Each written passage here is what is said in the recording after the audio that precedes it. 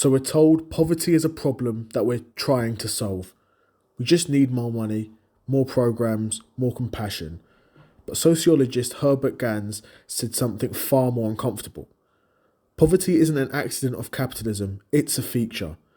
And it performs vital functions for the system, which is why it never goes away, even when there's enough wealth to fix it. In 1971, Gans wrote The Positive Functions of Poverty, a landmark paper in sociology. He argued that poverty persists because it serves useful functions for the non-poor. It benefits the wealthy, the middle class, and the political order. This wasn't a moral endorsement of poverty, it was a diagnosis. As long as poverty benefits powerful groups, it will be maintained, consciously or unconsciously, by policies and institutions. Poverty supplies capitalism with a reserve army of labour. People forced to accept the worst wages, hours and conditions. They fill undesirable jobs, farm work, cleaning, dangerous construction, gig tasks, etc., and their desperation keeps wages down for everyone. If poverty disappeared tomorrow, employers would lose a key pressure valve keeping labour cheap and obedient. Poverty also gives the working and middle class someone to look down on. As Gans wrote, the existence of the poor lets others feel superior morally, culturally, even aesthetically. And this psychological buffer makes people accept their own exploitation. I may hate my job, but at least I'm not homeless.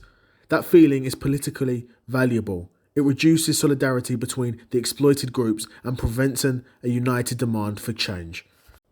Poverty also serves as a warning.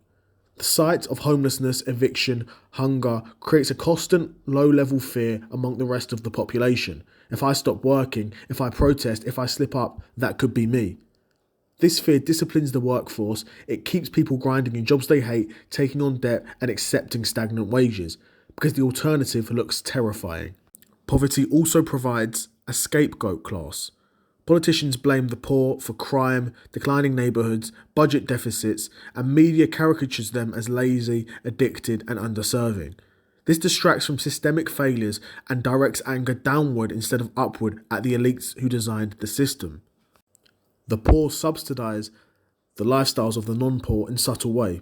Cheap goods and services provided by underpaid labour, urban areas revitalised by displacing the poor, charitable organisations, social workers, police and prisons funded to manage poverty, all creating jobs for the non-poor. And poverty is literally an industry. And that's why, despite enough wealth to end homelessness many times over, it persists. Because poverty isn't just a problem, it's a resource for the system. End poverty and you lose cheap labour. You lose a scapegoat. You lose a fear mechanism. You lose entire industries built around managing the poor. The system would rather maintain poverty than disrupt those functions. And honestly, Herbert Gans' insight still holds. As long as poverty benefits the non-poor, it will persist. The question isn't why haven't we ended poverty, it's who benefits from its existence. Until that answer changes, nothing else will.